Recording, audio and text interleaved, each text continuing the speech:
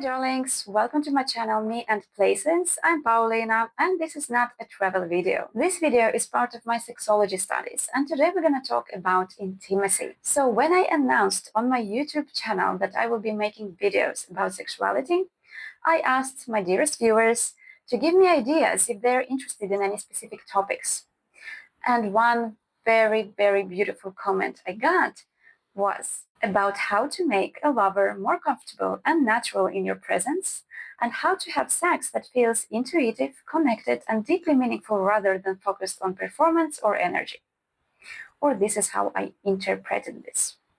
So I thought about it for a while, and actually most of the things I could think of could be summed up to one thing, which is presence. So in this video, we're going to talk about being present with yourself. What does it mean and why is it important for intimacy? And about presence with your partner. We are also going to go through some small exercises that are easy to take as a habit into your everyday life. Besides all that, we're also going to go through one theme, which is actually a very large theme on its own and deserves many, many videos just about this, but we're going to touch just a tip of the toe because that's what's important for this theme, and that will be about challenges that can be on the way of being deeply intimate with your partner. So, presence sounds simple, smells profound, and usually hides when you need it the most. Let's examine what does it actually mean. First of all, I would say that being present with yourself is in the core of intimacy, because you can't really be there for anybody else when you yourself are not really home. So when you are disconnected with your feelings, with your body, with your needs, it's too easy to slip into patterns that developed over time and are based on some long time ago experience and are not beneficial for you or for your partner, or into performance mode. But intimacy does not need performance. It needs something raw and real and vulnerable. Being present with yourself means tuning into your true feelings and sensations right now. And sometimes this is the hardest thing to do, especially when your mind really goes through something you said in 2011. Plus, challenges with your own body. Maybe your relationship with your own body is not perfect. Okay, nobody's is perfect, but maybe it's not positive. Past traumas and mental health struggles. All these things can also get on the way of you being present with your own self. Another very common thing nowadays is also societal expectations about how you should be, how you should look, how you should act as a partner or in sex, sometimes based in gender roles or cultural expectations. They can also stand on the way of being with your true self, how you really are. But research tells us that mindfulness can actually help to anchor us in here, in now, in our own sensations and bodies. Sometimes just a small breathing exercise or just noticing your sensations without judgment can shift the whole experience to a more deeper intimacy. There is this beautiful quote by Sylvia Boorstein which goes, "Mindfulness meditation doesn't change life. Life remains as fragile and unpredictable as ever. Meditation changes the heart's capacity to accept life as it is." Second thing that can help with being present with yourself is emotional regulation.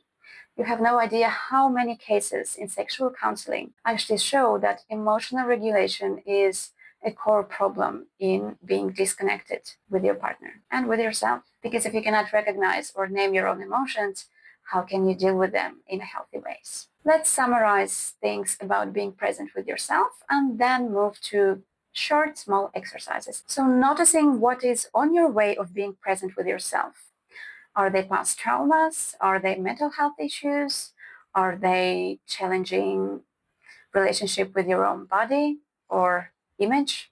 And this, in many, many cases, might require professional help. Second, letting go of unrealistic expectations of how you should look, behave, or how your relationship should look or behave, or how your sex should look or be. Third, using mindfulness exercises that help you tune into yourself and learn little by little, step by step, to be more present with your true self, your true sensations and feelings. And fourth, emotional regulation. Because regulating your emotions, you can fully experience your own boundaries and desires. So let's first go through one exercise, which is a breathing exercise, and you do not need any gurus to do this. This is easy one to do. Basically just breathing, but breathing is the core of mindfulness. This starts with closing your eyes if it feels safe for you. Then you inhale through your nose on a count of 4, slowly, like you're arriving somewhere soft and familiar. Then you pause for a bit, also a count of 4, letting the breath land. And then you exhale through your mouth on a count of 6, like you are letting out everything that does not need to be carried. You can repeat this multiple times. One disclaimer: if noticing your own breath feels as exciting as waiting for screen to be loaded, you are not alone. I had huge problems with mindfulness exercises. Stillness really does not come easy to so many people, especially when your mind has 1,000 things at the same time happening, thinking about your next working day, thinking about your chores, planning next trip, and all that at the same time, plus 100 things more. In that case, many of us need something to help you anchor. And to me personally, it is a picture that I imagine while doing this breathing exercise. To me, this is a picture of a plant. With each inhale, it gently opens up, straightens, soaking up water and strength. During the breath hold, it turns its leafy face towards the sun, gathering light and energy. And on the exhale, it softens again, maybe getting ready for the winter, because that's a very Finnish thing to do. So this simple image kind of gave me something to hold on to, despite a million things happening in my mind. So you are free to use this image, or it's better if you even create your own. Maybe you are a wave rising and falling, or a tree swaying on the wind, or a cat stretching. Whatever feels like you, like a natural picture for you to happen. And if it helps you to keep yourself grounded for the time of the exercise, which is just a few seconds, that is already great. There is no wrong metaphor as long as it brings you back to yourself. And let's remember, mindfulness is not about emptying your hand. It's about arriving where you are and being with how you are, truly, with all the mess that it includes, at least in my case. Second small exercise one can use to be more easily present with oneself. This one is about emotional regulation, and this one is about naming your emotions, or even giving them personality. I think that sometimes our emotions show up like uninvited guests on a party. And some guests are nice, they follow the house rules, they behave nicely, but some of them are pretty rude. They might knock off all the snacks you have on a table while dancing and make a big scene that makes everybody on the party uncomfortable. And in that case, it's very usual to go hide under the table, metaphorically. But if you name your emotions, if your anxiety becomes nervous Shelley, or if your sadness becomes soggy socks, or if your rage becomes fire flame, then after some time you notice that those party crushers are suddenly familiar faces you can actually hang out with. So naming your emotions doesn't really cancel them. It doesn't stop them from being, but it helps you to befriend them well enough so that at some point you can go, hey, not now. I will deal with this later. And this is a very crucial skill, to be present with yourself. Now let's move to being present with your partner, because it's a bit of a different dynamic. So when you are present with yourself, you are turning your awareness inward. And when you are present with your partner, you are turning your awareness outward. So this is creating a space where you both are with each other, not just next to each other. This connection sneaks quietly through stress, through boredom, through resentment and slow erosion of attention over time. But intimacy does not survive on autopilot. You cannot really connect to a person if you're connecting to their version from the past, from like years ago, or to the version that your mom warned you about. Presence is what makes space for who they are now, because that's actually the only person from all those versions that you can truly touch, kiss, and be near to.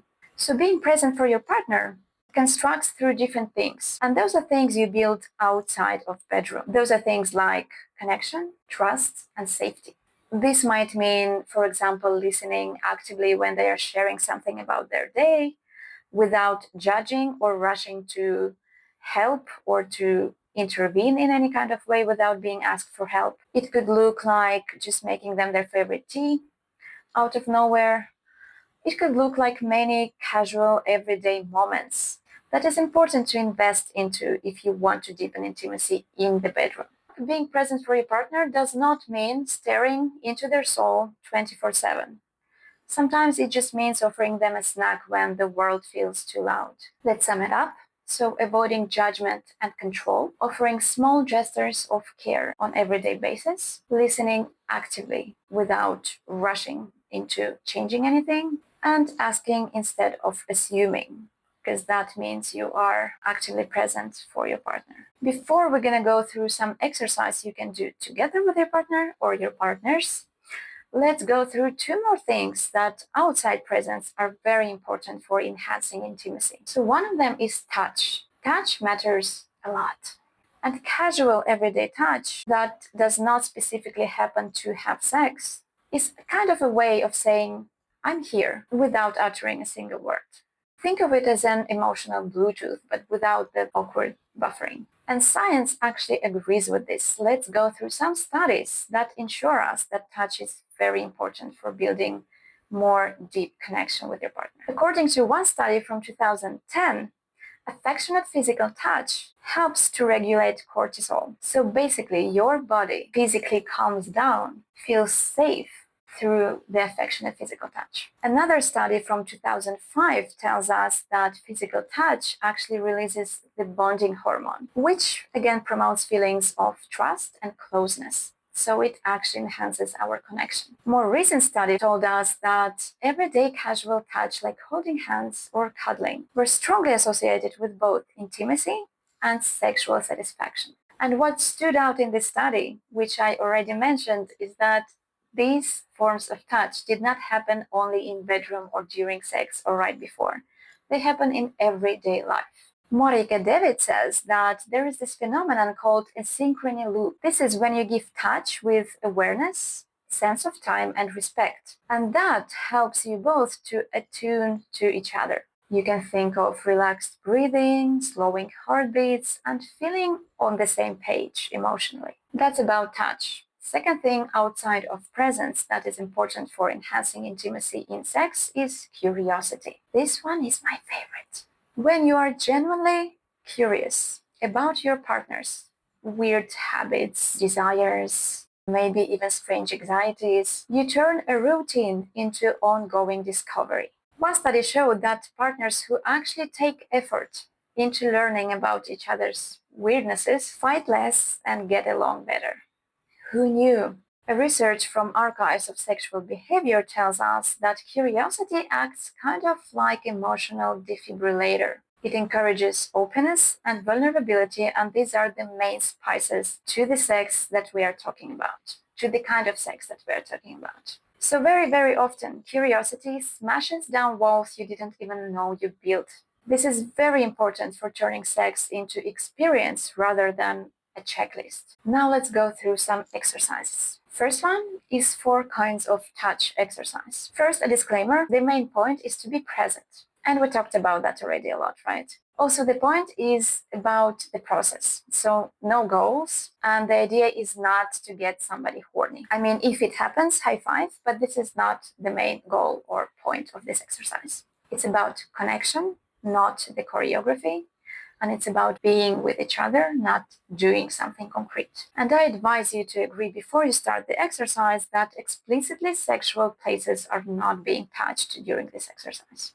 First way of touch is to receive a touch passively.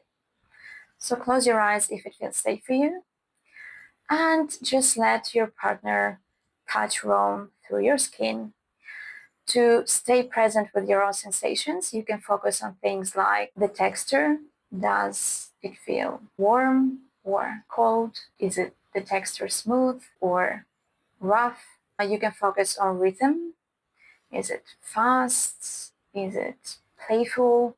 And you can also focus on pressure. Does it feel like a tight hug or like a light feather? These are just some things you can think of while the touch exercise is happening so that you can stay focused on your own sensations, Stay attuned to your own sensations. What kind of feelings pop up?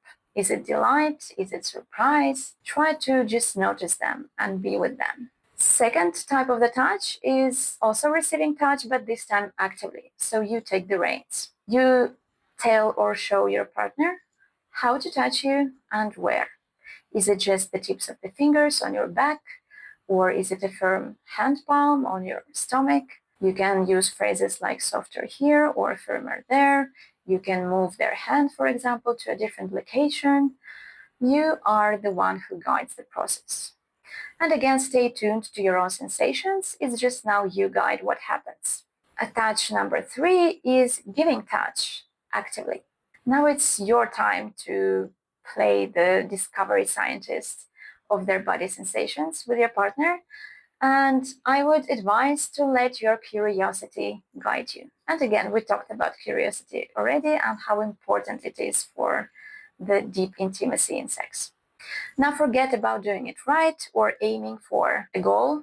We already talked no goals, just the presence and just being here and now at sensations and focusing on them. So to do that, you can also focus on things I already mentioned in the first kind of touch. Forget about doing it right or aiming for pleasure, just let your hands wander. Explore what feels good for you when you touch your partner. Notice your sensations when you touch their skin, for example. And there is absolutely no need to analyze anything that is happening. And the fourth way of touch is giving touch, but passively. So that moment when your partner takes the control of how and where they are touched, and you just follow them like GPS. You can notice all the small details, how much pressure they like, what seems to be their favorite places right now to be touched, how do they react, these little smiles or giggles. These are all communications. Think of it as a treasure hunt to discover what kind of places sparkle more in them right now. And there is one beautiful quote that just fits this so perfectly that I will tell you it. The quote is by Henry Miller and it goes, "The moment one gives close attention to anything, even a blade of grass, it becomes a mysterious, awesome, indescribably magnificent world in itself." Now, an important notice to this exercise is to respect boundaries. Not just to this exercise, to absolutely anything that sexually or not sexually happens between people. But here specifically, boundaries are important for the safety and for the comfort. So for example, if you know there are no-go places for you in this exercise before it starts, it's good to tell them so your partner doesn't need to guess. And if something during the exercise feels wrong or bad, it's your duty to communicate that. So you could say, let's try this instead, or you can just gently move the hand to other place. Because this is not about pushing limits, this is about mutual exploration. No pressure, just curiosity. My favorite thing, by the way. Another exercise you can do to enhance intimacy is actually an active listening exercise. Let's call it Echoes of Us. Imagine that you are a friendly parrot, but instead of squawking exactly the same words, you are telling loud the feeling behind them. So when they say something, your job is to catch the vibe and toss it back. For example, if your partner says, "Today I had a rough day at work," you can echo them saying, "It sounds like it was a rough day for you today." The idea is you don't need to fix or solve anything, and this is crucially important for this exercise. I might learn English before I start making videos in English. So if you notice that you accidentally turn into a robot, that is okay. This is a human thing to do. This did not sound logical. If you start thinking about what to eat on dinner instead of actively listening, just be kind to yourself and bring your attention back. This is a process. Connection is a dance, it's not a test, okay? Now, because we mentioned importance of everyday touch, I think you can yourself bring up your own exercises or more like habits of everyday touching that suits you and feels comfortable and feels soothing and feels happy for you and your partner or partners. These could be daily hand holdings or hugs or 3 seconds kiss on forehead every day or cuddling before falling asleep to calm each other's nerves. I think you can come up with better ones because your love language is sure poetic. Now, because we also talked about curiosity, Let's go through some exercises about that as well. First one is 2 surprising truths. So you tell 2 things about yourself that you think your partner doesn't know about you. And the idea is that they are funny or unexpected. It invites curiosity in a non-threatening and playful way, because curiosity doesn't always need to come with the trauma bond and the tears and all that stuff. Sometimes I think it's just cool to remember that your partner is equally a weirdo. Second one is called Ask Me Something New. Here you're trying to ask a question that they for sure have never been asked before. Like, if you were a cockroach, what would be your name? Or would you rather fight 100 of duck-sized horses or 1 horse-sized duck?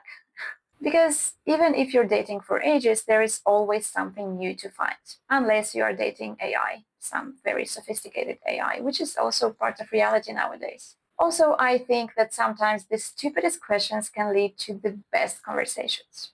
Third exercise, to spark some curiosity in your relationship that will lead to better sex, is swapping the script. So this is about swapping roles in something small and familiar. For example, if one of you is an introvert, what if they suddenly would plan a social event?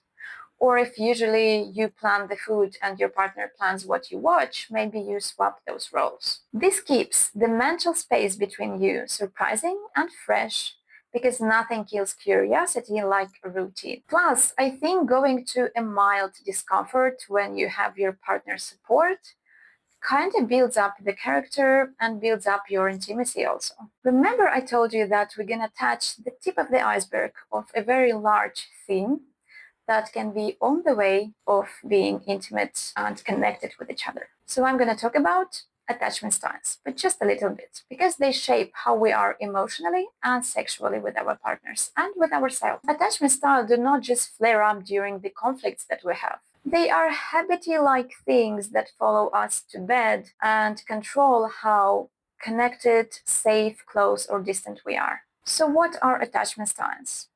You know this moment when somebody says, I need space, and then your whole nervous system just throws a tantrum? Or when somebody says, I miss you, and your first mind reaction is, hey, I need to move, change my number, and just be somewhere in the cabin in the woods so that nobody knows where I am. These are your attachment styles waving at you. I think the fly just joined us, and also a cat. I'm cat sitting right now. So if you hear any fly or cat opinions on the topic, don't be surprised. Also, I just noticed it got dark, so let's put up more light. This is a little bit better. And here's the cat, or her tail. One study from 2023 is the one I want to examine in this video, because it actually showed how attachment styles are intervening with the good sex life you might have. For anxiously attached person, the core fear is a fear of abandonment. And when that is your core fear that your whole relationship is based on, obviously intimacy comes with anxiety. And sex logically becomes a way to regulate the fear of abandonment instead of being present and exploring. It's like holding somebody's hand so that they don't go away, not because you want to feel their touch. So let's see what the mentioned study says about how anxious attachment style impacts your intimacy and sex life. So you often have sex to seek reassurance or to reduce anxiety. These motives often led to less satisfaction and more negative emotions during and after the sex. And their partners often felt that emotional weight of the anxiety is also impacting them. Now, for somebody with avoidant attachment, the core fear is not about being left. It goes actually the opposite direction. It's about being engulfed. These people work hard to maintain their emotional balance, and intimacy threatens this balance and also threatens their autonomy. In this case, vulnerability feels risky and raw emotions feel overwhelming. When sex is about emotions, it feels unsafe. So sex feels more secure when it stays physical, not emotional. This often logically leaves their partner for reaching connection and finding distance. So let's see what the study shows about how avoidant attachment deals with intimacy and sex. So they tend to distance themselves emotionally during sex, and they engage in sex, but often with less emotional involvement or as a way to avoid closeness even. And their partners may feel a lack of emotional connection during the intimacy. So to sum it up, when insecure attachment style is in the driving seat, you have sex for managing your subconscious fears, not for being connected and present with your partner. And I am in a quote mood today, so one more quote that really fits this one. Attachment insecurity is associated with using sex to fulfill non-sexual needs, such as reducing anxiety or boosting self-esteem. So what happens when you are securely attached?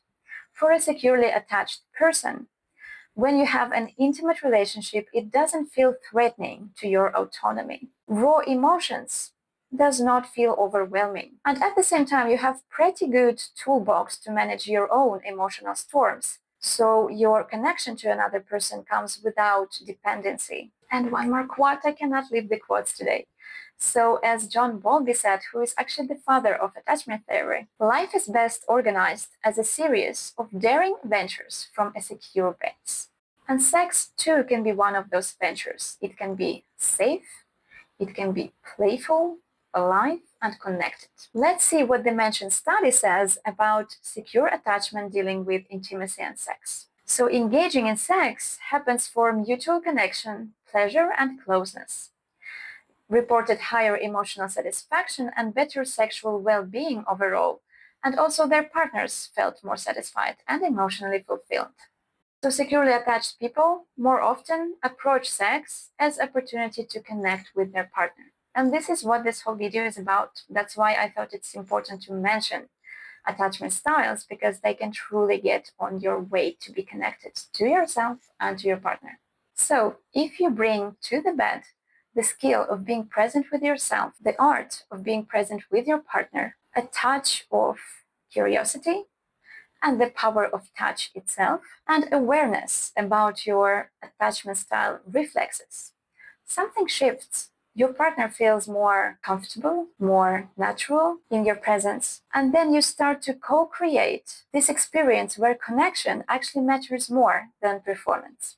So here we are, a little more wiser, a little more curious, and perhaps more comfortable with breathing exercises. What I want to say in the end is that it is totally okay and human if you zone out during the hug or something. This is absolutely normal. This whole thing we're talking about, the deep intimacy, the presence, the curiosity, is about practice. It's not a personality trait. What is important to remember is that we're all allowed to grow new ways of connecting through small steps. So let's try things, and let's be curious, and let's talk, and let's mess up, and then try again, because that's how we people are. Thank you so much for watching, for listening. Please let me know what are your ways of staying deeply connected with your partners, and what kind of things you found useful on your journey to stay more connected and more deeply intimate, and to have sex that is more about connection and more about being instinctive and in the moment